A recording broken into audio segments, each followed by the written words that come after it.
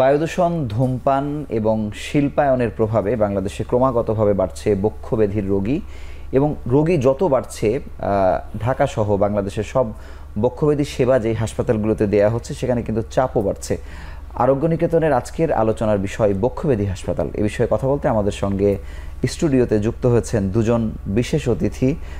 আমরা পরিচয় করিয়ে দিচ্ছি। আমাদের সঙ্গে আছেন ডাক্তার মোহাম্মদ জিয়াউল করিম, সহকারী অধ্যাপক, রেসপিরেটরি মেডিসিন বিভাগ, জাতীয় বক্ষব্যাধি ইনস্টিটিউট ও হাসপাতাল। সঙ্গে আরও আছেন ডাক্তার আয়েশা আক্তার, উপপরিচালক, 250 শয্যার টিবি হাসপাতাল শ্যামলী। আপনাদের দুজনকে আমাদের সঙ্গে যুক্ত হওয়ার জন্য আন্তরিকভাবে অভিনন্দন জানাচ্ছি। বক্ষব্যাধি হাসপাতাল বা বক্ষব্যাধির চিকিৎসা নিয়ে যত আলোচনা হয়, এই হাসপাতাল দুটো নিয়ে তুলনামূলকভাবে আমরা কম আলোচনা আসলে দেখি। আমি শুরুতেই ডাক্তার মোহাম্মদ জিয়াউল করিম আপনার কাছে জানবো যে আপনি দীর্ঘদিন ধরে বক্ষব্যাধি হাসপাতালে কাজ করছেন, জাতীয় বক্ষব্যাধি ইনস্টিটিউটে। এই যে রোগী বাড়ার প্রবণতা বা হাসপাতালে রোগীদের চাপ, প্রতিদিনের গল্প আগে কেমন ছিল, এখন কীরকম হচ্ছে, মানে যদি সিনারিওটা যদি আমাদেরকে একটু বলেন আপনার হাসপাতালে। ধন্যবাদ শুভ। আসলে আপনি তো শুরুতেই বলেছেন যে আসলে বায়ু দূষণ, শিল্পায়ন এবং যত আমরা এগোচ্ছি ততই পলিউশনের মাত্রাটা বেড়েই চলেছে। যদি আমরা এয়ার পলিউশনের কথাই ভাবি, দেখবেন যে ওয়ার্ল্ডের যে র্যাঙ্কিং আছে, আমাদের ঢাকা সিটি কিন্তু এই র্যাঙ্কিংয়ে 1, 2, 3-এর মধ্যেই থাকে। তো এই এয়ার পলিউশন এবং আমি যেটা বলবো আমার দীর্ঘদিনের বক্ষব্যাধির অভিজ্ঞতায়, স্মোকিং, এটা কিন্তু আমাদের দেশে যে টিন এজ এবং ছেলে মেয়ে সবাই সমান হারে করছে এবং এই কারণে কিন্তু একটা রোগী সিওপিডি, যেটা খুব কমন আমরা পাচ্ছি, সাথে সাথে হয় না, কয়েকদিন পরে হয়। তো এই যে চিত্র, আমাদের যে প্রাকৃতিক ভারসাম্য নষ্ট হয়ে যাওয়ার কারণে আমরা দেখছি যে ক্রমাগতভাবেই বক্ষব্যাধির বিভিন্ন রোগ বেড়েই চলেছে। যেমন একটা রোগের কথা না বললেই নয়, যে অ্যাজমা। একটা সময় ছিল যখন কোভিড, আপনারা অনেক প্রোগ্রাম করেছেন কোভিড নিয়ে, কোভিডের সময় কিন্তু আমরা মৃত্যুর ভয়ে সবাই মাস্ক ব্যবহার করতাম। ওই মাস্ক ব্যবহার করার কারণে আমরা দেখেছি অ্যাজমা রোগীর সংখ্যা অনেক কমে গেছে। কারণ কি, অ্যাজমা তো আসলে থাকেই, যখন অ্যালার্জিটা ট্রিগার করে, ধরেন ডাস্ট অথবা যে অ্যালার্জি আছে ট্রিগার করে, তখন গিয়ে কিন্তু অ্যাজমাটা বেড়ে যায়। কিন্তু আমরা ওই মাস্কের কারণে কিন্তু অ্যাজমা রোগীটা অনেক কম পেয়েছি। এখন আমরা যেটা বেশি পাচ্ছি যে ইন্ডাস্ট্রিয়াল হ্যাজার্ড। আমাদের হসপিটালের, আমাদের আউটডোরে আমরা প্রায় বক্ষব্যাধি হসপিটালে প্রতিদিন 1000 রোগীর মতো আমরা সার্ভ করে থাকি বক্ষব্যাধি হসপিটালে, শুধু আউটডোরে, শুধু আমরা আউট পেশেন্ট ডিপার্টমেন্টে। আপনি জানেন যে আমাদের জাতীয় বক্ষব্যাধি ইনস্টিটিউট ও হাসপাতাল 670 শয্যার একটি হসপিটাল। আচ্ছা, এটা একটা বিশেষায়িত হাসপাতাল। এটা আমাদের বাংলাদেশের একমাত্র জাতীয় বক্ষব্যাধি, এটা সুপার স্পেশালাইজড একটা হসপিটাল। না, আমি আপনার এই 670 ধরে একটি সম্পর্ক প্রশ্ন করতে চাই যে আমরা বাংলাদেশে প্রবণতা দেখি যে 50 শয্যাকে 100 করে দেয়া, 100কে 1 লাফে 250 করে দেয়া। সেক্ষেত্রে তো এমনই হতে পারতো যে আমরা এটা 1000 করে ফেলছি আর কি, যেটা আমাদের প্রবণতা, আমরা জোর করে চাপিয়ে দিয়ে করি আর কি। এটা 670 এসে আসলে কেন এই ফ্র্যাকশনে কেন ঠেকলো? আচ্ছা, তাহলে একটু আমাকে পিছনে যেতে হবে। আমি আপনাকে বলি, আমাদের এই জাতীয় বক্ষব্যাধি হসপিটাল প্রথমে টিবি হাসপাতাল হিসাবে প্রতিষ্ঠা লাভ করে, সেটা হলো যে 1955 সালে। আচ্ছা, তখন কিন্তু সংখ্যা সাধারণ অনেক কম ছিল। এই হসপিটালটাই ধীরে ধীরে, যখন মানুষ ছিল 7 কোটি, তখন ছিল এই বক্ষব্যাধি হাসপাতালের বেড সংখ্যা 200-র মতো। আচ্ছা, পর্যায়ক্রমে এখন কিন্তু মানুষ, আমাদের যে জনসংখ্যা যেভাবে বেড়ে চলেছে, আমাদের শয্যা কিন্তু খুব বাড়েনি। তবুও আমাদের বিভিন্ন আমলাতান্ত্রিক জটিলতার শিকার হই অনেক সময়, বিভিন্ন কারণে আমরা আসলে পারিনি। তবে 670-এর পর্যায় থেকে আমরা কিন্তু, আমাদের প্রস্তাবনা আছে মন্ত্রণালয়ে, আমাদের এটা কিন্তু আরও আমরা 200 শয্যা যোগ করতে যাচ্ছি। আচ্ছা, আমাদের নতুন ইনফ্রাস্ট্রাকচার তৈরি হয়েছে, শুরুর অপেক্ষায় আছে। আমরা ইনশাল্লাহ অচিরেই বেডটা বাড়াতে হবে। 200 বেড যোগ হলেও আমি মনে করি না যে এটা বাংলাদেশে যে জনসংখ্যা তুলনায় এটা অপ্রতুল। মানে এই যে বেড়ে যাওয়ার জন্য এখানে আমি যেটা বলতে যাচ্ছি যে আসলে রোগী সংখ্যা এত বেশি, 670 বলেন বা 1000 বেড বলেন, এটা আসলে খুবই অপ্রতুল। এটা যেটা করা দরকার, আমি যেটা মনে করি যে ডিসেন্ট্রালাইজেশন। যেমন জাতীয় বক্ষব্যাধি হাসপাতাল শুধু ঢাকাতে আছে, এটা যদি বিভিন্ন বিভাগীয় শহরে একটা করে বক্ষব্যাধি হসপিটাল, এটা একটা উইং করা যেত, তাহলে রুগীদের যেমন একটা সুবিধা হতো, তারা বরিশাল থেকে ঢাকা আসতে হতো না, তারা বরিশালের চিকিৎসাটা পেত। এইভাবে যদি আমাদের ক্লিনিক আছে বিভিন্ন, কিন্তু এটাকে যদি আমরা আপগ্রেড করে আর একটু বড় আকারে করতে পারি, আমার মনে হয় যে এটা ডিসেন্ট্রালাইজেশন করার সময় কিন্তু এখন চলে আসছে। ধন্যবাদ। ডাক্তার আয়েশা আক্তার, আপনার কাছে জানবো যে জাতীয় বক্ষব্যাধি হাসপাতাল বা জাতীয় যে কোনো হাসপাতাল থাকলে রোগীদের কিন্তু স্রোত প্রবণতা ওখানেই থাকে যাবার। এর মধ্যে আমরা দেখলাম যে মাঝখানে 250 শয্যা টিবি হাসপাতাল প্রতিষ্ঠা করা হয়েছে বাংলাদেশ শিশু হাসপাতালের উল্টো পাশে, আমরা গেলেই আসলে দেখতে পাই আর কি। মানে এখানে তো অবশ্যই রোগীর ধরনগুলো একই রকম, কিন্তু এই হাসপাতালটা আসলে কেন প্রতিষ্ঠা করা হয়েছে বা কবে করা হয়েছে? ধন্যবাদ। তো 1963 সালে ছিল হলো যে জাতীয় যক্ষ্মা নিয়ন্ত্রণ প্রকল্প ছিল। সেই প্রকল্প যখন ছিল, এরও হলো যে 10 বছর পরে 1973 সালে তখন এটা ঠিক করা হলো যে এখানে যেহেতু শুধু আউটডোরে রোগীগুলো আসতো, এটাকে কীভাবে ইনডোরে রূপান্তরিত করা যায়, তখন কিন্তু এটা কার্যক্রম শুরু হলো যে জাতীয় যক্ষ্মা নিয়ন্ত্রণ প্রকল্প হিসেবে নামকরণ করা হলো। এরও অনেক বছর পরে যখন দেখলো যে রোগীগুলো আসলে অনেক আসছে, যক্ষ্মা রোগীর সংখ্যা কিন্তু তখন অনেক বেশি ছিল, যদি বলি 2015 সাল পর্যন্ত আক্রান্ত মৃত্যু কিন্তু অনেক বেশি ছিল, এখন কিন্তু অনেকটাই কমে আসছে। তো সেই আলোকে কিন্তু যক্ষ্মা রোগীদের সেবার মানকরণ বৃদ্ধি করার জন্য 73 সালের পর থেকে যখন কাজ শুরু হলো, তখন 2004 সালে এটা টিবি হাসপাতাল হিসাবে এটা অন্তর্ভুক্ত করার জন্য সেবা, মানে ইনডোর সেবা সার্ভিস দেওয়ার জন্য চালু করা হলো, কিন্তু তখনও কার্যক্রম শুরু হয়নি। এরপরে 3 ধাপে 4 থেকে 5, 5 থেকে 6, তারপরে 7 থেকে কার্যক্রম শুরু হলো।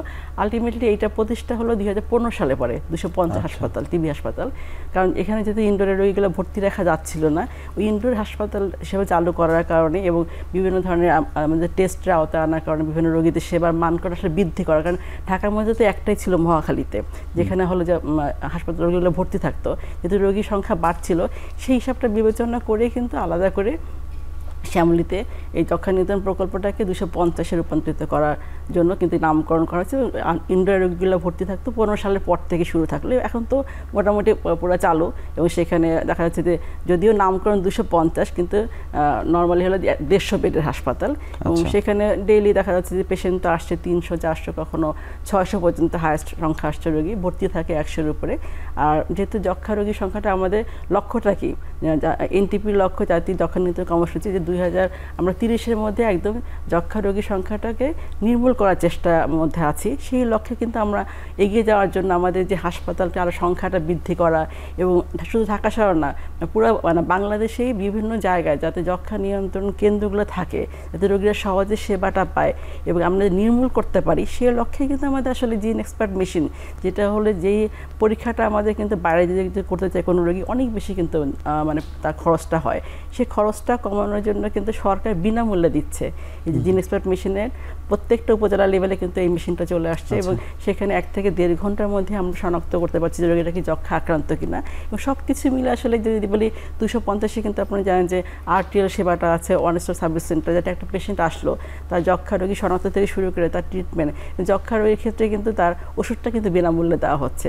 এইগুলো করার উদ্দেশ্য হলো যে সংক্রামক ব্যাধি যাতে সহজেই আমরা নির্মূল করতে পারি, কারণ একটা বার্ডেন তো দেশের জন্য, জনস্বাস্থ্যের হুমকিটাকে আমরা দূর করার জন্য আসলে এই প্রচেষ্টা।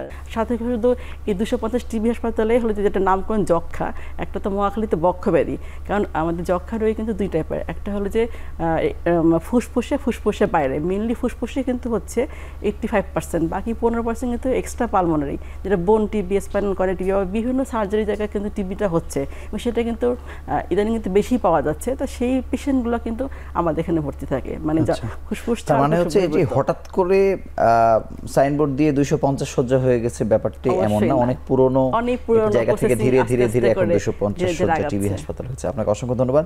স্যারের কাছে জানবো যে কোভিডের সময় আমরা দেখেছি অনেক হাসপাতালে সেন্ট্রাল অক্সিজেন লাইন যেটা বলি বা আপনারা যেভাবে বলেন, এটার আওতায় নিয়ে আসা হয়েছে অনেকগুলো হাসপাতাল, বিশেষ করে যারা কোভিডের সেবা দেওয়ার চেষ্টা করছিল বা খুব ডেডিকেটেড যারা ছিল। আবার অনেক হাসপাতালে হয়তো দরকারও ছিল না, করে দেয়া হয়েছে ওই সময়।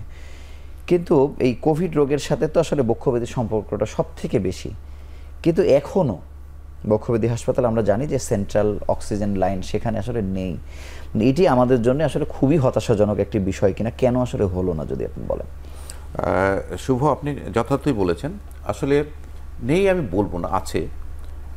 আমাদের বক্ষব্যাধি আপনি 2টো পার্ট আছে, আপনি দেখবেন যে একটা অ্যাজমা সেন্টার আছে, আর একটা হচ্ছে পুরনো যে আমাদের বক্ষব্যাধি বিল্ডিংটা আছে।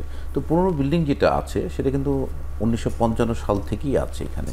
তো ওই সময়টাতে সেন্ট্রাল অক্সিজেন সিস্টেম ছিল না, তখন কিন্তু আপনি জানেন যে আমরা সিলিন্ডার অক্সিজেন আমরা ব্যবহার করতাম।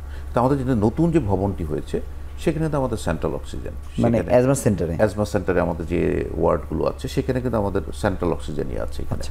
এবং আপনি জেনে খুশি হবেন যে আসলে আমরা একজন কোভিড যোদ্ধা হিসেবে আমরা কাজ করেছি। জি। বক্ষব্যাধি হসপিটাল কিন্তু এই কোভিড সময়টাতে আমরা পুরোপুরি এখানে সেবা দিয়েছি। কারণ দেখেন, কোভিড আসলে একটা যদিও ভাইরাসজনিত রোগ, একটা নিউমোনিয়া, যত মৃত্যু হয়েছে সব কিন্তু কোভিড নিউমোনিয়ার কারণে। সেই সময়টাতে কিন্তু আমরা আসলে বক্ষব্যাধি হসপিটালে আমরা দিনরাত কাজ করেছি, এখানে কোভিড রোগীদের নিয়ে অনেক কাজ করেছি। সে যাই হোক, এখন সেন্ট্রাল অক্সিজেন যে প্রশ্নটা, আমি মনে করি যে আসলে বক্ষব্যাধি হসপিটালে পুরো বিল্ডিংয়ে সেন্ট্রাল অক্সিজেন থাকা দরকার। ওটা পুরনো বিল্ডিং বিধায় আগের সিস্টেম ছিল না, এখন করতে গেলে ওটা ভেঙে কেটে করতে হয়। তো আমরা এখন যে সিদ্ধান্ত নিয়েছি, আমাদের একটা নতুন ভবন হয়েছে, এখানে আমরা ভার্টিক্যালি এক্সটেনশন করছি, সেখানেও কিন্তু আমাদের অক্সিজেন সিস্টেম থাকছে। এই যে পুরো ভবন এবং হাসপাতালটা তো আসলে বেশ ভালো লাগে, অনেক খোলামেলা, মানে এটি কি আসলে কখনো রেনোভেশন বা কিছু হবে কিনা বা কোনো প্ল্যান আছে কিনা? আপনি একটু আগে আয়েশা আপা বলেছেন যে টিবি, এটা আসলে করা হয়েছিল টিবি হসপিটাল হিসাবে, যে পুরনো যে বিল্ডিংটা। তো টিবি হসপিটাল, আপনি একটা জিনিস জানবেন যে আসলে টিবিটা কিন্তু ছোঁয়াচে রোগ, এটা বায়ুর মাধ্যমে, টিবির জীবাণুর মাধ্যমে একজন থেকে একজন হাঁচি কাশির মাধ্যমে ছড়ায়। তো এই টিবি, আমাদের টিবিকে কেন্দ্র করে এই বিল্ডিংটা এমনভাবে করা হয়েছে যে ক্রস ভেন্টিলেশন। আপনি খেয়াল করে দেখবেন যে আমাদের যে বিল্ডিংগুলো দেখবেন যে একদিক থেকে এরকম এবং এরকম থাকে, যাতে বাতাস ঢুকে যায়, মানে এটি পরিকল্পিতভাবে করা হয়েছে সেই সময়। তো এখন হয়েছে কি, এটা আসলে যেটা করা যায়, এখন তো আসলে ভবন বাড়ানোর কোনো ভার্টিক্যালি এক্সটেনশন করা যায়।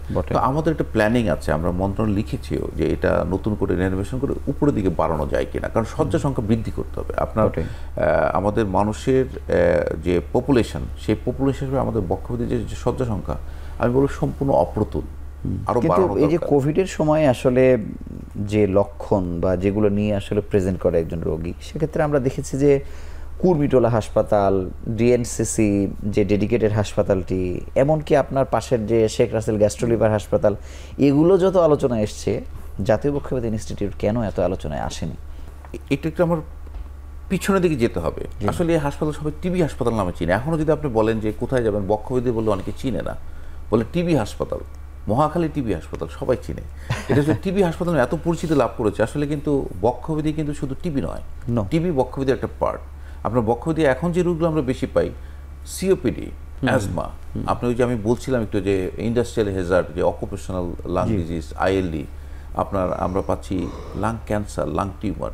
আপনি জানেন বক্ষব্যাধিটা আসলে, আমি আপনার মাধ্যমে আমি দর্শকদের বলতে চাই, আসলে একটা অ্যাওয়ারনেস দরকার, মানুষের জানা উচিত কোথায় কোন চিকিৎসা সেবাটা পাওয়া যায়, এটা কিন্তু জানা উচিত। যেমন আমাদের বক্ষব্যাধি হাসপাতাল, যদি আমি বলি আপনাকে, আমাদের বক্ষব্যাধি হাসপাতাল, আমি সেই প্রসঙ্গে আসবো, একটা ছোট্ট বিরতি নিয়ে আমরা আবার আলোচনায় ফিরছি।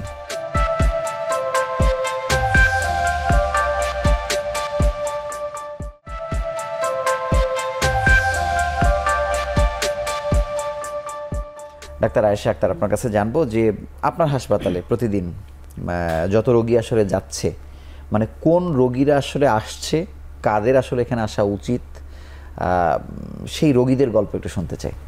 আচ্ছা, ধন্যবাদ। মেইনলি রোগীগুলো তো আসছে সিজন ওয়াইজ, যেমন শীতের সময় দেখা যাচ্ছে খুব বেশি অ্যাজমা রোগীগুলো আসছে, হাঁচি কাশি নিয়ে আসছে বা জ্বর নিয়ে আসছে, কিন্তু সারা বছরই দেখা যাচ্ছে গরমের সময় তো ঠান্ডা কাশি নিয়ে আসছে। তো সব রোগীকে কিন্তু প্রাথমিক ট্রিটমেন্ট আমরা দিচ্ছি, যে রোগীটা ভর্তি রাখা দরকার সেটা রাখছি। তো মেইনলি আসলে হালকা ঠান্ডা কাশি নিয়ে আসছে, সাথে অ্যাজমা তো সেন্টার আমাদের আলাদা করা আছে, সিওপিডি রোগী তো অনেক সংখ্যাটা অনেক বেশি, আর টিবি পেশেন্ট তো আছেই এটার মধ্যেই। কারণ এটা আলাদা করে যখন আমরা কোভিডের সময় কিন্তু ডেডিকেটেড কোভিড হাসপাতাল হিসাবে আলাদা করে আমাদের সেন্টার করা ছিল, ডেঙ্গুর সময় এখন ডেঙ্গু কর্নার আছে, মানে সব ধরনের পেশেন্ট কিন্তু আসলে চিকিৎসা দেওয়া হচ্ছে, কিন্তু আমরা রেফার করে দিই। যদি সেই পেশেন্টের হার্টের সমস্যা থাকে তাহলে আমরা রেফার করে দিচ্ছি হৃদরোগে অথবা কোনো নিউরোলজিক্যাল সমস্যা, নিউরোসায়েন্সে।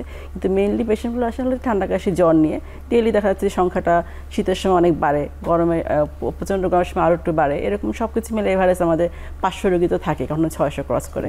তো আউটডোরে যারা আসার সেবা তো নিচ্ছে, যেহেতু ইবিএস হাসপাতাল ইলেকট্রনিক বেস, মানে অনলাইনে সেবাটা পাওয়া যাচ্ছে, রোগীরা এসে কিন্তু খুশি হয়ে যাচ্ছে, কারণ তারা যখন দেখছে টিকিটটা কাটছে অনলাইনে, প্রেসক্রিপশন পাচ্ছে অনলাইনে, কোনো হাতে লেখা নেই, তারা পেশেন্টের সন্তুষ্টি দেয় কিন্তু অলরেডি অর্জন করেছে। মানে সেইটা কি আবার জাতীয় বক্ষব্যাধিতে এই সিস্টেম কি নাই, যেটা ওখানে মানে রোগীরা সন্তুষ্ট হচ্ছে? এখানে অবশ্যই একই তো আমাদের, আমি বলে দিই, যেটা আপা যেটা বলছেন যে ওনাদের এখানে আছে, আমাদের এখানে কিন্তু একটা ডিপার্টমেন্ট, আমি একটু বলতে যাচ্ছিলাম আগে যে আসলে আমাদের ডিপার্টমেন্টে আপনি চিন্তা করবেন, রেসপিরেটরি মেডিসিন ইউনিট আছে, এখানে আমাদের 12টা টিম কাজ করি আমরা, 12টা ইউনিটে। আমাদের থোরাসিক সার্জারি একটা বিভাগ আছে, এখানে আমরা 5টা ইউনিট। আমি শুধু আপনার কাছে একটা বিষয় জানতে চাই, স্যারের কাছে আসছি যে মানে এই যে একই তো হাসপাতাল, আপনি নামের দিক থেকে যদি আপনি বলেন, তাহলে আপনার হাসপাতালে আসার পরে কোন রোগীদেরকে আপনার আবার জাতীয় বক্ষব্যাধি ইনস্টিটিউটে রেফার করা লাগতেছে, তারা কোন রোগীরা? যেহেতু এটা জাতীয় বক্ষব্যাধি হাসপাতাল, এখানে সব ধরনের সার্জারিগুলো হচ্ছে, থোরাসিক সার্জনরা যেহেতু আছেন। আর যেহেতু এটা হলো যে প্রথমে ছিল জাতীয় যক্ষ্মা নিয়ন্ত্রণ প্রকল্প, তারপরে 250, যার ফলে সেট আপে কিন্তু এখনও কিন্তু সার্জারি যেগুলো মেইন সার্জারি মেজরগুলো সেগুলো কিন্তু হয় না, যার ফলে ওই টাইপের ডাক্তার দিয়ে যারা হলো যে সার্জারি বিশেষজ্ঞ ডাক্তার অথবা ওটি যেটা, সেটা হলো পুরোটুকু ফাংশনাল না, যেটা হলো বক্ষব্যাধিটা হচ্ছে অপারেশন থিয়েটার তার মানে নাই, আছে যেটা হলো যে মাইনরগুলো হচ্ছে, মাইনর কেসগুলো হচ্ছে। কারণ যেটা জাতীয় পর্যায়ে যারা ফলে প্রফেসরগুলো থাকছেন, এখানে কিন্তু শুধু কনসালটেন্ট, সেই সেটআপ কিন্তু এখানে নাই, যার জন্য ওই পেশেন্টগুলোকে আমরা রেফার করছি। সাথে হলো যে বক্ষব্যাধিতে হলো যে যেটা লাংসের সমস্যা সেটা ভর্তি হচ্ছে, কিন্তু আমাদের এখানে কিন্তু বললাম বোন টিবি, স্পাইনাল কর্ড টিবি সবটাই ভর্তি হচ্ছে, মানে জাতীয় যক্ষ্মা হাসপাতাল মানে সে লাংসেরটা ভর্তি হচ্ছে, এক্সট্রা পালমোনারি যেটা সেটা কিন্তু ভর্তি হচ্ছে। আপনাকে অসংখ্য ধন্যবাদ। স্যারের কাছে জানতে চাইবো যে আমরা সার্জারির প্রসঙ্গে আসলে ঢুকে গেছি, তার আগেও একটু জানতে চাই যে আপনি অনেকগুলো বিভাগের কথা বলছিলেন, যে কত ধরনের বিভাগ আছে? আমি বলছি যে আসলে আপাতত কিছু সীমাবদ্ধ আছে, ওনারা তো হাসপাতালটা তো ওইভাবেই ডিজাইন, আমাদের তো রেসপিরেটরি মেডিসিনের পাশাপাশি থোরাসিক সার্জারি আছে, আমাদের এখানে কিন্তু আইসিইউ আছে, আমাদের 2টা আইসিইউ। কত শয্যার আইসিইউ আছে? আচ্ছা, এখানে আমাদের 2টা আইসিইউতে আমাদের 20 শয্যা বিশিষ্ট আইসিইউ আছে, এবং রেসপিরেটরি কেয়ার ইউনিট সেখানে আরো 20 শয্যা আছে। রেসপিরেটরি 40 শয্যার আইসিইউ আছে, আইসিইউ আমাদের 20 শয্যার। আচ্ছা, আর রেসপিরেটরি কেয়ার ইউনিট এটা আইসিইউর আগে, যেটা আপনার এইচডিইউ বলি, আমরা বলি রেসপিরেটরি কেয়ার ইউনিট, সেখানে আরো 20 শয্যা আছে। এটা একটি ইন্টারভেনশন পালমোনোলজি। এখন কিন্তু আসলে যে যুগটা আসতেছে, এটা কিন্তু আমাদের কিন্তু গ্লোবালাইজেশন যুগ, এখন কিন্তু বাইরে যে চিকিৎসা সেটা আমাদের দেশেও দিতে হয়। তো ইন্টারভেনশন পালমোনোলজি ডিপার্টমেন্টে কিন্তু আমাদের খুব অ্যাক্টিভ আছে। তো আমি যেটা বলি যে যেমন ধরেন একটা লাং ক্যান্সারের রোগী, সে কোথায় যাবে? সে বক্ষব্যাধিতে আসবে। তো লাং ক্যান্সারটা যদি তার ফুসফুসে থাকে, ছড়িয়ে না যায়, তাহলে কিন্তু তাকে যদি অপারেশন করা যায়, তাহলে কিন্তু সে সম্পূর্ণভাবে সুস্থ হয়ে যাচ্ছে, খুব প্রাইমারি স্টেজে আসলে। সেই অপারেশনটি কিন্তু আমাদের বক্ষব্যাধি হসপিটাল। আচ্ছা, একটা ফরেন বডি, মানে আপনি খেয়াল করবেন ফরেন বডি ভেতরে যে আমরা কিন্তু ইদানিংকালে বাচ্চারা দেখি যে কলমের নিপ, চকলেট, বাঁশির হুইসেল, বা মেয়েদের ক্ষেত্রে আমরা দেখি যে আমরা দেখি পুতির মালা এবং সেফটিফিন, তারপরে আমরা ইদানিংকালে দেখি যে আপনারা যে ইসের হিজাবের পিন, এগুলো মুখে রেখে কাজ করতে গেলে শ্বাস ফেলাতে চলে যায়। এটা কিন্তু একটা ইমার্জেন্সি, এবং এইটা কিন্তু আমাদের বক্ষব্যাধি হসপিটালে আমরা ব্রঙ্কোস্কোপির মাধ্যমে, যদি না হয় অপারেশনের মাধ্যমে আমরা এটা বের করছি। পাশাপাশি যে বাইরের দেশে যে যেমন লাং ক্যান্সার ছড়িয়ে গেছে, টিউমার, ফুসফুস শ্বাস ফেলতে পারছে না, সেটা কিন্তু অ্যাবলেশন থেরাপির মাধ্যমে আমরা কিন্তু এটা ইন্টারভেনশনের মাধ্যমে আমরা করি। দেখা গেল তার শ্বাসনালী চেপে গেছে, মানে লাং ক্যান্সারের কারণে সে পেলেটিভ ট্রিটমেন্ট পাচ্ছে কিন্তু শ্বাস ফেলতে পারছে না, তখন একটা ডিভাইস আমরা ইন্টারভেনশন বলতে একটা ডিভাইস মানে দিয়ে দিই যেটা শ্বাস সে ফেলতে পারে। এটা হলো আমাদের থোরাসিক সার্জারি। ধরেন আপনি ইসোফেগাসের ক্যান্সার, ইদানিংকালে ক্যান্সার রোগী অনেক বেশি আসে, ইসোফেগাস ক্যান্সার, তার চিকিৎসার অপশনই কিন্তু হলো অপারেশন, না তো সে খেতে পারবে না। সেই অপারেশনগুলো কিন্তু আমাদের বক্ষব্যাধি হাসপাতালে। আমি যদি একটু অপারেশনের দিক থেকে যাই, মানে অপারেশনের ফ্রিকোয়েন্সি আপনাদের এখানে কি রকম, বা কত করতে পারেন, বা আপনাদের এই সার্জারি ইউনিটটা কতটা শক্তিশালী? অ্যাকচুয়ালি এক্স্যাক্টলি ডাটাটা আমি আপনাকে দিতে পারবো না। তো আমি যেটা বলি যে আমাদের যে আমি প্রথমে বলেছিলাম যে 5টি ইউনিট কাজ করে, থোরাসিক সার্জারি 5টা ইউনিট কাজ করে। আচ্ছা, তো আমাদের এখানে 2টো ওটি আছে। তো এখানে হয় কি, আপনি খেয়াল করবেন যে সার্জারির থোরাসিক সার্জারি ওটিগুলো কিন্তু একটা ওটি আপনার 2-3 ঘন্টা সময় লেগে যায়। এটা কিন্তু বুকের পাঁজর নর্মাল অপারেশন না, এটা অনেক সময় লাগে। তো একদিনে ধরেন একজন সার্জন হয়তো 4-5টা কেস করতে পারে, মানে 2 ভাগে ভাগ হয়ে, মানে খুব বেশি কিন্তু করা যায় না। তারপরে ম্যান পাওয়ার সংকট কিন্তু সার্জারিতে আছে, সার্জারি কিন্তু ওইভাবে দক্ষ ম্যান পাওয়ার কিন্তু এখন ওইভাবে তৈরি হয়নি।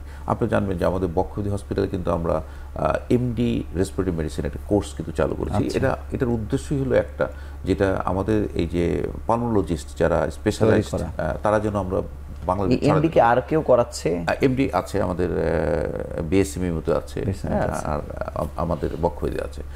পাশাপাশি আমাদের থোরাসিক সার্জারি এমএস কোর্স, মানে এগুলো হলো কি যে আমরা একজন এমবিবিএস ডক্টরকে তাকে স্পেশালাইজেশন করে ছড়ে দেওয়া, যে থোরাসিক সার্জারিতে আমাদের এমএস কোর্স, এবং ডিটিসিটি যেটা একটা ডিপ্লোমা টিউবারকুলোসিস চেস্ট ডিজিজের একটা কোর্স, সেটা কিন্তু বাংলাদেশের সবচেয়ে পুরনো একটা ডিগ্রি, যেটা বক্ষব্যাধি হসপিটাল থেকে দেওয়া হয়। তো এইভাবে আমরা জনবল তৈরি করে আমরা বাংলাদেশের বিভিন্ন অঞ্চলে মাইনরগুলো কিন্তু ব্রঙ্কোস্কোপি কিন্তু আমাদের এখানে হচ্ছে, ফরেন বডি এক্সট্রাকশন কিন্তু আমরা আমাদের ডাক্তারগুলো করছে। ডাক্তার আয়েশা আক্তার, আপনার কাছে জানতে চাই যে জনবলের প্রসঙ্গ আসলে উঠেছে, যে হাসপাতালটি এত বছর আগে জন্ম লাভ করার পরেও 100 শয্যা যেতেও তাকে অনেক বাধা অতিক্রম করতে হচ্ছে, জনবলও এখানে একটি বড় আসলে কারণ। আবার এদিকে আমরা দেখছি যে 250 শয্যার যে টিবি হাসপাতাল, সেটি হঠাৎ করেই আসলে একটা জায়গা থেকে এসে 250 শয্যায় চলে এসছে। মানে আপনারা জনবলের কেমন ক্রাইসিসে আসলে আছেন? আসলে যা জনবল আছে সেটা দিয়ে কিন্তু চালাচ্ছি। সংকটটা তো যেটা থাকবে, আমার জনবল যেহেতু ডাক্তারদের পোস্ট এখানে কম আছে, অথবা কর্মচারীদের পোস্টিং কম, সব কিছু মিলেই কিন্তু আসলে সব জায়গায়, শুধু আমাদের এটা কথা বলবো না, সব জায়গায় বলে বাংলাদেশের সব জায়গায় কিন্তু জনবল সংকট বা ডাক্তার সংকট তো থাকেই।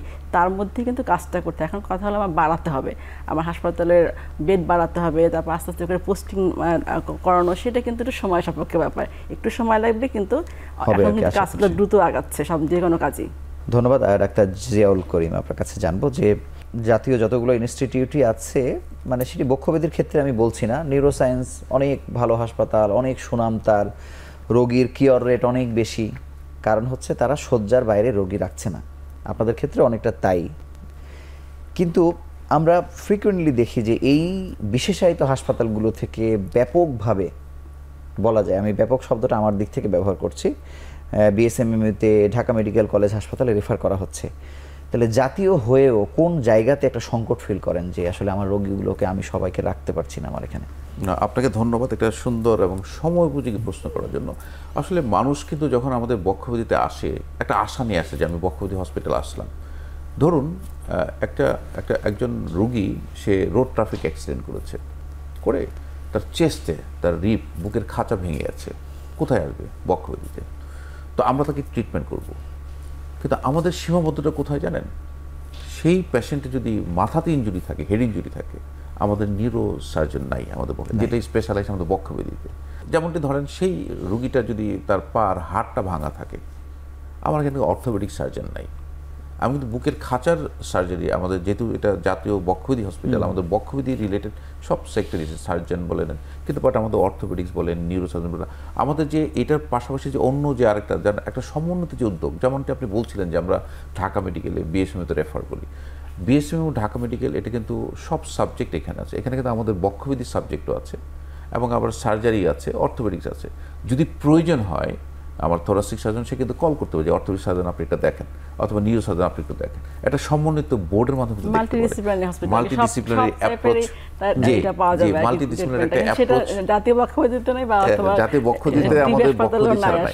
সেই ক্ষেত্রে আমরা কি করি? সেই ক্ষেত্রে আমরা তাকে আমাদের সাইডের ট্রিটমেন্ট আমরা করার পরে যখন তাকে একটু স্টেবল করা হয়, তখন আমরা পরবর্তী চিকিৎসার জন্য আমরা বিএসএমইউ। কিন্তু আমি এখানে আপনার কাছে জানতে চাই যে আমরা আসলে বলার সময় চেষ্টা করি যে সবাই তো আসলে স্বয়ংসম্পূর্ণ হবে না, আমরা এটা বলি আসলে, বা বলি যে না ঢাকা মেডিকেল থাকতে তো আমরা আসলে সেখানে পাঠাবোই, বিএসএমইউতে পাঠাবোই। কিন্তু আসলে আমি যখন এই জাতীয়, এই যে বিস্তারিত পরিসরের একটি হাসপাতালকে সেভাবে বড় করছি, মানুষের কাছে যে ইমেজ তৈরি হয়েছে, সেই জায়গায় আপনি ওই হাসপাতালকে কোন জায়গায় দেখতে চান?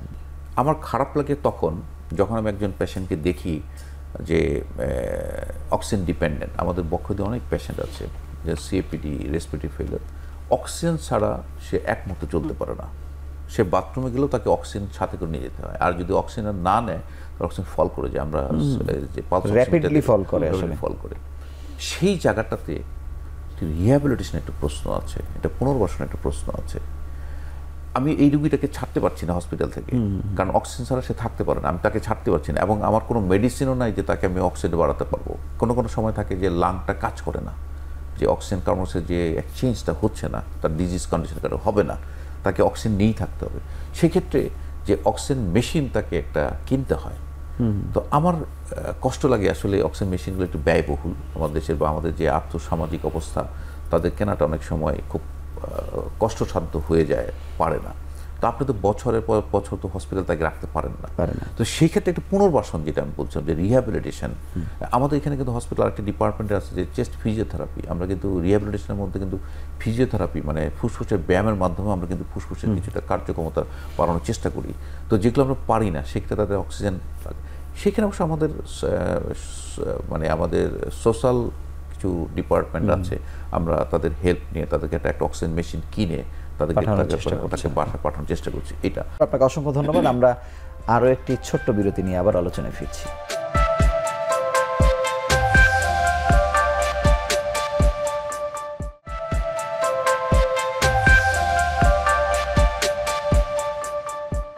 ডাক্তার আয়েশা আক্তার, আপনি যেটা বলছিলেন যে এটিকেও একটি জাতীয় রূপ দেয়া, যেন ডাক্তারদের পদায়ন আরো ভালো হয়, মানুষ আসলে মূলত সেবা আসলে পায়।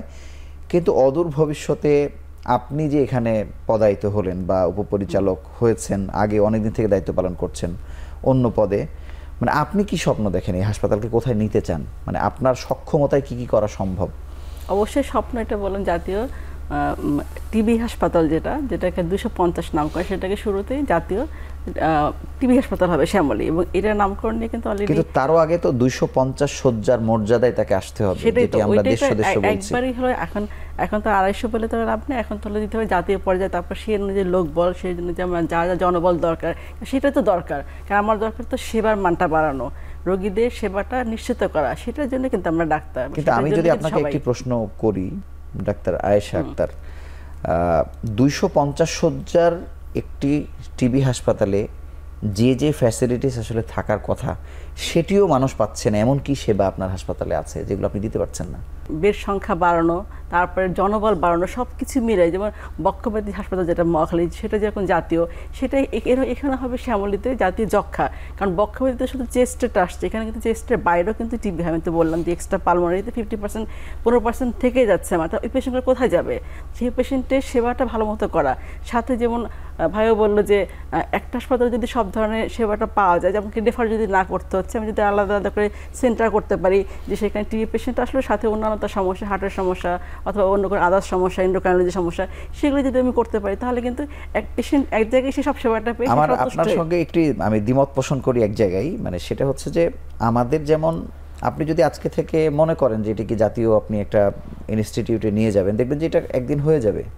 মানে সেই জায়গাতে আমাদের সরকার খুব উদার, মানে এটা 50 শয্যার হাসপাতালকে চাইলে 250 করে দেয় আর কি, কিন্তু ওই মানে যাবার আগে যেই ফ্যাসিলিটিসগুলো আসলে রোগীর জন্য দরকার সেই জায়গাটা আমরা নিশ্চিত করতে আসলে পারি না। সেই জায়গাতে আমাদের দেশব্যাপী একটা সংকট আছে। আমরা সারা দেশে আমরা দেখেছি যে 40, 50, 60% পর্যন্ত জনবল আসলে ফাঁকা।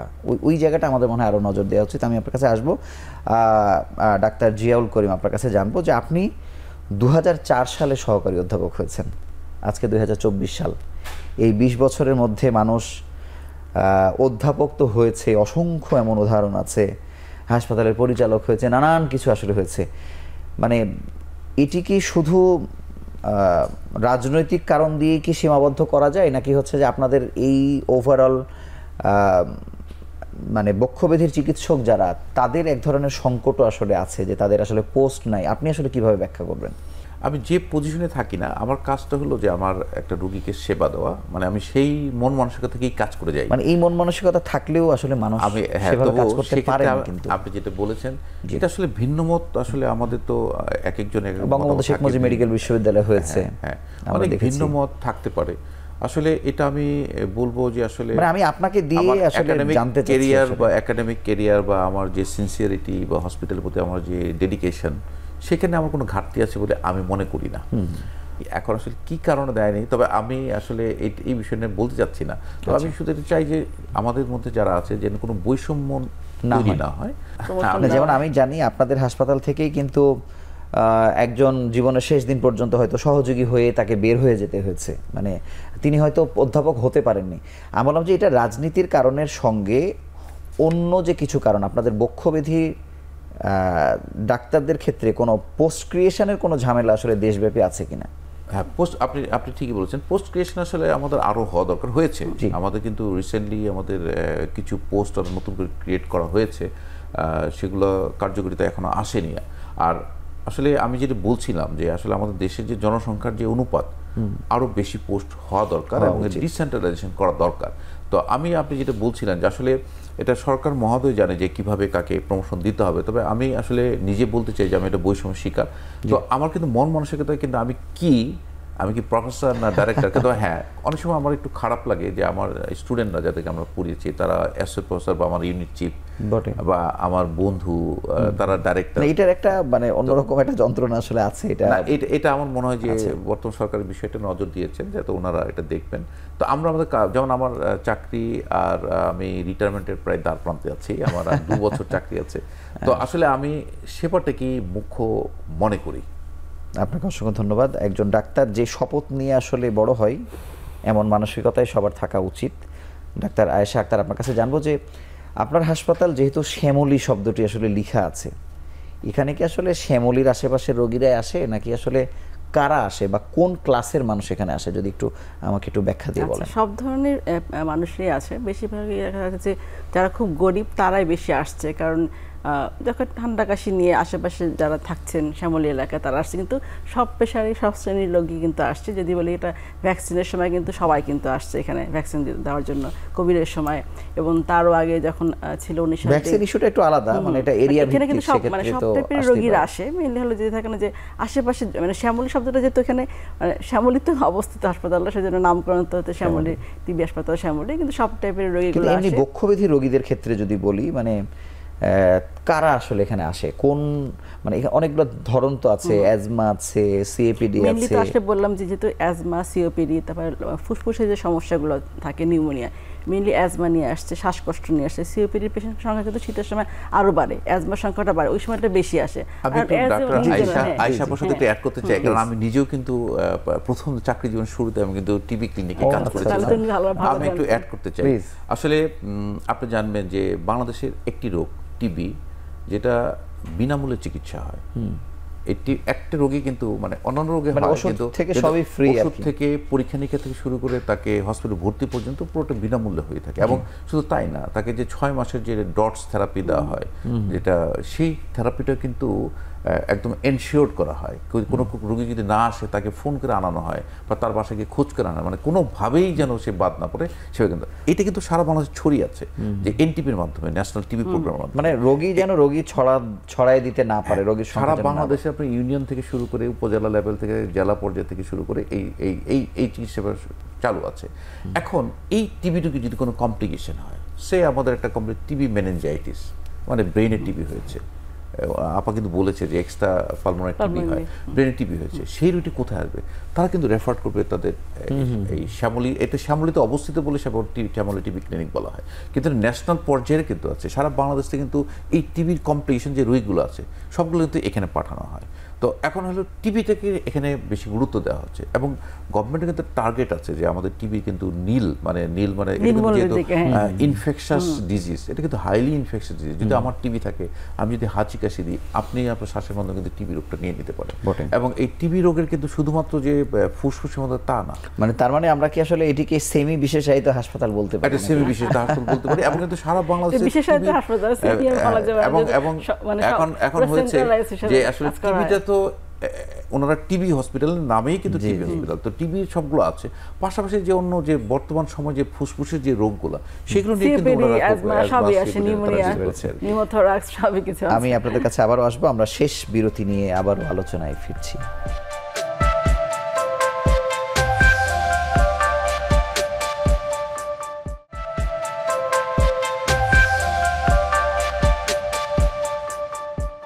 ডাক্তার আয়েশা আক্তার, আপনার কাছে জানবো যে পরীক্ষা নিরীক্ষার ক্ষেত্রে মানুষ আসলে এক ধরনের বাধাই পড়ে যায় সরকারি হাসপাতালে। দেখা গেল যে তার 5টি পরীক্ষা করানো দরকার, একটি পরীক্ষা আসলে তার সেখানে করানো গেল না, তিনি তখন বাধ্য হয়ে ওই 5টি টেস্টই গিয়ে বেসরকারি হাসপাতালে 5 গুণ খরচে করেন, দ্বিগুণ 3 গুণ, এটিতে আসলে খুবই কমন। পরীক্ষা নিরীক্ষার ক্ষেত্রে আপনাদের শক্তি কেমন, আসলে কোন টেস্টগুলো আসলে করা দরকার কিন্তু হচ্ছে না? আচ্ছা, বললামই তো সব জায়গায় আসলে সীমাবদ্ধতা থাকে, সব কিছু কিন্তু সব জায়গায় হয় না। টিবি রোগীর জন্য যা যা এখানে প্রয়োজন, জিন এক্সপার্ট থেকে শুরু করে কালচার, সেটা কিন্তু এখানে করা হয়। বাকি অনেকগুলো টেস্ট থাকে, যেমন টিবি গোল্ড টেস্ট কিন্তু হয় না। আপনার হাসপাতালে যে টেস্টগুলো থাকার কথা ছিল 250 শয্যার মর্যাদা নিয়ে, কিন্তু হচ্ছে না, সেগুলো কি কি? সেরকম খুব কম, মানে যা যা থাকা দরকার ছিল 250 হিসাবে বা 150 মানে হিসাবে, সেগুলো কিন্তু হচ্ছে। মাঝে মাঝে হয়তো রিয়েজেন্টের জন্য 1-2 দিন বন্ধ থাকে, কিন্তু পরে সেটাকে আবার এটা প্রসেসিংয়ের মধ্যে আনতে হয়। যে কোনো কিছু কিনতে গেলে টেন্ডার প্রক্রিয়া তখন একটু সময় লাগে, কিন্তু দেখা যাচ্ছে সেই টেস্টটা কিন্তু কিছুদিন পরে আবার পাওয়া যাচ্ছে, মানে যেগুলো যেগুলো হওয়ার কথা সেগুলো তো হয়, একবারে হচ্ছে না, হওয়া দরকার একবারে হচ্ছে না এরকম কিছু না, এবং যেগুলো একদমই হচ্ছে না, যেগুলো টেস্টগুলো আসলে সব জায়গাতে সম্ভব না সব টেস্টগুলো করা, সেগুলো আমরা পাশেই কিন্তু আমাদের ল্যাবরেটরি মেডিসিন আছে, সেটা কিন্তু স্বল্প মূল্যে খুব ভালো সেবা পাওয়া যায়, সেখানে পাঠাচ্ছে আমরা। কিন্তু রেফারি কিন্তু ভালো ভালো জায়গায়, যেগুলো রোগীটা যেয়ে কিন্তু খুব অল্প খরচে করতে পারবে, কারণ আমাদের দরকার রোগীকে খরচটা কমানো, যে কোনো মূল্যে, এবং ভালো সেবাটা দেওয়া, রোগীকে বুঝিয়ে বলা যে এই টেস্টগুলো এখানে হচ্ছে না, আপনারা এখান থেকে করতে পারবেন, কিন্তু সেখানে কিন্তু আমরা বেসরকারিতে কীভাবে পাঠাচ্ছি না। আপনাকে অসংখ্য ধন্যবাদ। ডাক্তার জিয়াউল করিম, আপনার কাছে জানবো একই প্রশ্ন, মানে জাতীয় বক্ষব্যাধিতে আসলে সব পরীক্ষায় আসলে হওয়া উচিত, খুবই জরুরি যে পরীক্ষাগুলো হচ্ছে না সেটি আরেকটি সম্পর্ক প্রশ্ন আমি খুবই ছোট করে জানতে চাই যে বড় যত হাসপাতাল আছে আসলে বাংলাদেশে, সেখানে একটা দুর্নীতির মহোৎসবও কোনো কোনো ক্ষেত্রে হয়েছে, মানে এই প্রবণতাগুলো আপনার হাসপাতালেও আসলে হয়েছে কিনা? আমাদের হসপিটালের গেটেই কিন্তু আমরা লিখেছি যে দুর্নীতিমুক্ত হাসপাতাল চাই, মানে আমরা দুর্নীতিমুক্ত চাই, আমরা আমাদের কিন্তু সবসময় একটা টার্গেট থাকে। আচ্ছা, এরপর যে কিছু হচ্ছে না সেটা আসলে বলাটা মুশকিল, এটা আসলে তদন্তের দাবি রাখে। তো আমি যে কথাটি বলছিলাম যে আপা একটু আগে যেটা বলছিলেন যে পরীক্ষা নিরীক্ষা, আপনি বলছেন যে সেম কোশ্চেন প্যাথোলজি, আসলে দেখেন এই যে 670 শয্যাবিশিষ্ট হসপিটাল, এখানে সিটি স্ক্যান মেশিন একটা, আমাদের তো টাশাই লেভেল হসপিটাল, এখানে কিন্তু আমাকে একটা রুগী আসলে তাকে কিন্তু ডায়াগনোসিসটা কনফার্ম করে আমি এর কোথাও করতে যেতে পারবে না, আমি কিন্তু ডায়াগনোসিসটা কনফার্ম করে দেবো তার এই রোগ হয়েছে। আচ্ছা, সেক্ষেত্রে আমাদের এখানে কিন্তু সিটি স্ক্যান মেশিন একটা, এটা দিন রাত কাজ করে যাচ্ছে, আপনি খেয়াল করবেন এই মেশিনে কিন্তু একটা রেস্ট দরকার আছে, এই মেশিনে একটা লংজিভিটি কিন্তু একটা মানে মেইনটেনেন্সের একটা দরকার থাকে। একটা এক্সরে মেশিন, এগুলো তো চলে যাচ্ছে 670। আমরা কিন্তু যখন একটা নিউমোনিয়া পেশেন্ট পেলাম, আমরা এক্সরে দিয়ে শুরু করলাম, 7 দিন পর এক্সরে চেক করলাম, যে আমরা কোভিডের ক্ষেত্রেও তাই করতাম। তো কিন্তু একটা তো হচ্ছে মেশিনের রেস্ট, কিন্তু ওই মেশিন চলতে গিয়ে তো রোগীও রেস্টলেস হয়ে যাচ্ছে লম্বা কিউতে থাকার কারণে। রাইট, লম্বা, স্বাভাবিক, খুবই স্বাভাবিক। ধরেন 670টা পেশেন্টের যদি আপনি প্রতিদিন যদি 100টা আপনি সিটি স্ক্যান করতে দেন, আসলে এটা খুবই দুরূহ হয়ে যায়। তারপর এটা আমরা মনে করি যে এই মেশিনটা যদি আরেকটা অল্টারনেট মেশিন থাকতো এখানে, তাহলে এটা একটা সার্ভিসিং থাকতো, একটা কাজ করতো, এটা একটা ভালো হতো। আচ্ছা, আর লোকবল মানে জনবল, যদি আমি এই মুহূর্তে চিত্র বলি, আমাদের বক্ষব্যাধির প্যাথোলজি ডিপার্টমেন্টে আমাদের কিন্তু প্রফেসর অ্যাসোসিয়েট প্রফেসর পোস্ট খালি আছে, প্যাথোলজি ডিপার্টমেন্ট খালি আছে, মানে এখনো কিন্তু অথচ একটি জাতীয় ইনস্টিটিউট খালি আছে, কিন্তু এটা আমাদের কিন্তু মন্ত্রণালয়ে জানানো আছে, তারাও হয়তো প্রক্রিয়াধীন আছে, কিন্তু আসেনি এখন পর্যন্ত। আচ্ছা, তারপর এতগুলো পেশেন্টের প্যাথোলজি। আচ্ছা, আমাদের এই হসপিটালে কিন্তু একটা এনটিআরএল আছে। আপনারা জানেন যে টিবির সবচেয়ে খারাপ যে সাইটটা এমডিআর টিবি, এটা টিবির একটা খারাপ সাইট। আমরা টিবিকে একজন পেশেন্টকে ওষুধ দিয়েছি, সে ইরেগুলার খেয়েছে, নিয়ম মতো খায়নি, হ্যাঁ, তো দেখাচ্ছে তখন মাল্টি ড্রাগ রেজিস্ট্যান্ট টিউবারকুলোসিস, যেটা কিন্তু আমি একবার প্রতিবেদন করেছি অনেক আগে, যে এই মাল্টি ড্রাগ রেজিস্ট্যান্ট টিউবারকুলোসিস যে কালচারটা যেটা আমরা করি, সেটা কিন্তু আমাদের হসপিটাল, মানে আপনি বলছেন যে আসলে ওই মানে আমাদের আসলে আমি যেটা বলতে যাচ্ছি যে আমাদের পরীক্ষা নিরীক্ষার সব ব্যবস্থায় আছে, আমাদের একটু লোকবল সংকট আছে, যেটা যদি আমার মনে হয় একটু মিট আপ করে দেওয়া যায়। এবং কিছু আপা যেটা বলছিলেন যে আমলাতান্ত্রিক কিছু যেটা থাকে, এটাকে আমাদের ওভারকাম করে। আমাদের অনুষ্ঠান শেষের দিকে আমি 2 মিনিট সময় পাবো, ডাক্তার আয়েশা আক্তার, আপনার কাছে জানবো যে এই যে বক্ষব্যাধির রোগী, চিকিৎসা দিয়েই তো আসলে এত মানুষকে সামলানো সম্ভব না, কি করলে আসলে এই রোগীগুলো আসলে আপনার হাসপাতাল পর্যন্ত আসলে আসা লাগতো না? পরামর্শ সবার আগে দরকার প্রতিরোধমূলক ব্যবস্থা যদি গ্রহণ করা, সেটা কিন্তু সবচেয়ে প্রথম এবং প্রধান উপায়। যে প্রতিরোধ যদি করতে পারি, আমরা যদি এই যে বায়ু দূষণটা রোধ করতে পারি, আমরা যদি ধূমপান না করি, মানে যেগুলো মানে রিস্ক ফ্যাক্টর, সেগুলো থেকে যদি দূরে থাকি, আমরা যদি একটু হালকা ব্যায়াম করি সকালে, মানে ফ্রেশ ওয়েদারে অক্সিজেনটা, বিশুদ্ধ অক্সিজেন যেটা, বেশি করে গাছ লাগাই, তাহলে যদি ফুসফুস সুস্থ থাকে, তাহলে কিন্তু আর রোগীগুলো কিন্তু বাড়ছে না সংখ্যা। তার আগে সেই জন্য দরকার আমাদের সুস্থ থাকা, সুস্থ জীবনযাপন, নিয়মিত মানে ঘুমানো টাইম মতো, সকাল মানে রাত 10টায়, এবং সকালবেলা আর্লি উঠানো, এবং একটু বাতাসে একটু এক্সারসাইজ করা, অক্সিজেন নেওয়াটা, এই যে নিয়মিত খাবার গ্রহণ, পরিমিত খাদ্যাভ্যাস থেকে শুরু করে যেটা হলো লাইফের জন্য যেটা দরকার, সেই লাইফস্টাইলটা মেনটেন করলে কিন্তু অনেকটাই কমে আসে। ধন্যবাদ। ডাক্তার জিয়া, আপনার কাছে জানবো যে ইন্ডাস্ট্রিয়াল যে হ্যাজার্ড বা যে কারণে রোগীদের ব্যাপক ভলিউম আসলে বাড়ছে আর কি, এটি আসলে কোন ছোটোখাটো নিয়ম কানুন করলে আসলে এই লোডটা কমানো সম্ভব? আসলে আমরা দেখি যে আমাদের গার্মেন্টস শিল্প অনেক বেড়ে চলেছে, এবং এটা আমাদের দেশে কিন্তু একটা মেরুদণ্ড, আমাদের অর্থনৈতিক মেরুদণ্ডকে দাঁড় করে রেখেছে। এটা কিন্তু বাইরে থেকে যে টাকা বা বলেন, সেটা কিন্তু আমাদের গার্মেন্টস একটা সেক্টর। আচ্ছা, এই সেক্টরে কিন্তু আমরা যে রোগগুলো বেশি পাই, আমরা অ্যাজমা পাই, টিবি রোগী পাই, কারণ এটা হলো খুব পপুলেটেড থাকে। একজনের টিবি হলে এখানে সবারই হবে, ছড়িয়ে যাবে। সেখানে যদি একটা জিনিস করা যায়, তাদেরকে মাস্কটা যদি ম্যান্ডেটরি করা যায়, জি জি, উইদাউট মাস্ক কেউ কাজ করতে পারবে না। এই আইনটা যদি কার্যকর করা যায়, আইন আছে কিন্তু কার্যকর করা যায়, বাস্তবায়ন করতে তাহলে হবে। কিন্তু আমরা অনেক তাদের পোশাক আশাকের কোনো বিষয় আছে? আচ্ছা, এটা একটি। আপনি দেখবেন আমাদের দেশে কিছু পাথর কোয়ারি আছে, শিলপাটার ফ্যাক্টরি আছে, এই সেক্টরের শ্রমিকদেরকে আমরা পেয়ে থাকি আমাদের বক্ষব্যাধি হাসপাতালে আইএলডি, ইন্টারস্টিশিয়াল লাং ডিজিজ, মানে এই পাথরের গুঁড়োগুলো তার ফুসফুসে যেতে যেতে ফুসফুসটা শক্ত হয়ে যায়, সে শ্বাস ফেলতে পারে না এবং আস্তে আস্তে আস্তে সে মৃত্যুর কোলে ঢলে পড়ে। এখানে কিন্তু আমরা যদি তাকে একটা ড্রেস কোড, তার একটা প্রপার মাস্ক যদি দেওয়া হয়, তাহলে কিন্তু এই রোগটা হবে না। সে কাজ করবে, তার ইনকাম করবে, কিন্তু এই রোগটা হবে না। পাশাপাশি আরেকটি বিষয় আমার যেটা না বললে হয়, এয়ার পলিউশন। আপনি কিন্তু আমাদের দেশে ঢাকা সিটিতে যে এয়ার পলিউশন যে মাত্রাটা, আমরা তো চ্যাম্পিয়ন, সীসা অনেক বেশি আছে। এটা কিন্তু ফুসফুস, আপনি দেখেন আমাদের ফুসফুসটা কিন্তু ডাইরেক্ট প্রকৃতির সাথে যোগাযোগ।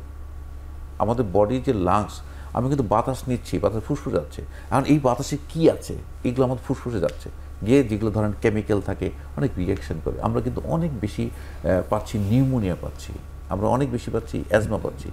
সর্বোপরি যে কথাটি আমি বলবো যে ধূমপান সিওপিডি রোগের অন্যতম এবং একমাত্র কারণ ধূমপান। যদি ধূমপান মুক্ত থাকা যায় তাহলে সিওপিডি রোগটা হবে না। পাশাপাশি দুটো ভ্যাকসিনের কথা বলবো, যদি আমরা ভ্যাকসিন নিই, একটু আমাদের সচেতন হতে হবে যে ইনফ্লুয়েঞ্জা ভ্যাকসিন এবং নিউমোনিয়া ভ্যাকসিন নেওয়া থাকলে ফুসফুসটা অনেকটা সুরক্ষিত থাকে। আপনাকে অসংখ্য ধন্যবাদ এবং আপনাকেও, আপনাদের দুজনকে আমাদের সঙ্গে যুক্ত হওয়ার জন্য আন্তরিকভাবে অভিনন্দন জানাচ্ছি। আপনাকেও ধন্যবাদ, আপনার মাধ্যমে আপনার দর্শক শ্রোতা সবাইকে ধন্যবাদ। ধন্যবাদ। রাজধানীর দুটি হাসপাতাল, যে দুটি হাসপাতালের প্রতি মানুষের প্রত্যাশা অনেক বেশি, যদিও চাপ অনেক বেশি বাড়ছে, এই হাসপাতাল দুটির যে শয্যা যেমন আছে এটিকে বাড়ানো বা যে যে উদ্যোগ নিলে বা এই যে পদ সৃষ্টি করলে বা দীর্ঘদিন থেকে এই পদবঞ্চিত হয়েও আসলে যারা আছেন, এই সব সমস্যাগুলো সমাধান করলে এই সমস্যাগুলো সমাধান হবে এবং যে রোগীরা দীর্ঘদিন ধরে ভুক্তভোগী তাদের সমস্যাগুলো মিটবে এবং আমরা আশা করি যে চাওয়াগুলো আসলে সরকারের কাছে চাওয়া হয়েছে এই হাসপাতালগুলোকে স্বয়ংসম্পন্ন করার ক্ষেত্রে, সেটি দ্রুত হয়ে উঠলেই এই সমস্যার সমাধানগুলো হবে। এই ছিল আজকের পর্বে। আগামী পর্বে আবারও নতুন কোনো বিষয় নিয়ে হাজির হব। সেই সময় পর্যন্ত ভালো থাকুন, সুস্থ থাকুন।